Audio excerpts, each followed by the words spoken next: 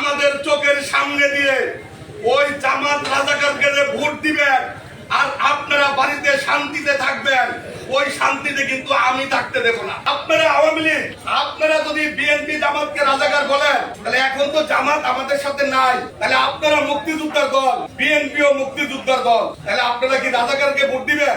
এটা কি আপনাদের তাহলে নীতি আদর্শ হইলো?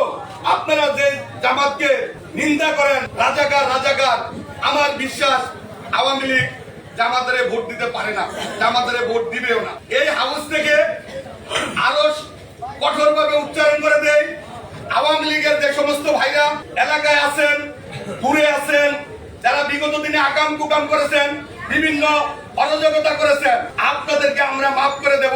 আমরা প্রতিহিংসার রাজনীতি করতে চাই না। আপনারা এলাকায় থাকবেন, আপনারা চিন্তা করে দেখেন আগামীতে বিএনপি সরকার ক্ষমতায় আসতেছে, এলাকার স্বার্থে হইল, এলাকার উন্নয়নের স্বার্থে হইল, আপনাদের সুবিধা অসুবিধার জন্য হইল, আপনারা বিএনপির পাশে থাকবেন। যদি আপনাদের দল কখনো পুনর্বাসন হয়, আপনাদের দল যদি কখনো আবার প্রতিষ্ঠিত হয়, আপনাদের দল যদি আবার দেশে রাজনীতি করার সুযোগ পায়, তখন যদি আপনারা আমাদেরকে ছেড়ে চলে যান, আমাদের কোনো আপত্তি থাকবে না। কিন্তু আপনারা আমাদের চোখের সামনে দিয়ে ওই জামাত রাজাকারকে যে ভোট দিবেন আর আপনারা বাড়িতে শান্তিতে থাকবেন, ওই শান্তিতে কিন্তু আমি থাকতে দেব না। এটা কিন্তু আমার আপনারা ভোট দিলে, আওয়ামী লীগকে বলি, আপনারা ভোট দিলে বিএনপি কে দিবেন, না দিলে আপনারা ঘরে শুয়ে থাকেন, আমাদের আপত্তি নাই।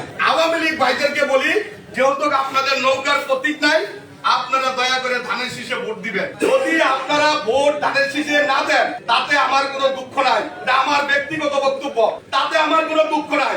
কিন্তু আপনারা ঘরে শুয়ে থাকবেন, আমরা খুশি থাকবো। কিন্তু আপনারা এই যাদের সাথে আমরা যারা এই জামাত 91-2001 সালে আমাদের কোলে আমাদের বুকে থাইকা 17 থেকে 18টা সিট নিয়ে এই দেশে মন্ত্রিত্ব তারা পাইছিল, সেই জামাতের দায়ে আমাদেরকে বিএনপিদেরকে রাজাকার হইতে হয়েছে। বিএনপি এই যে এত রাজাকারের ফাঁসি দিছে, বিএনপির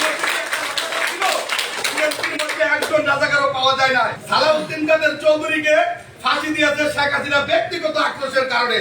বিএনপির মধ্যে কোন রাজাকার নাই। আমরা জামাতকে আদর সোহাগ ভালোবাসা দিয়ে বিএনপির ছায়াতলে রাখার কারণেই আমাদের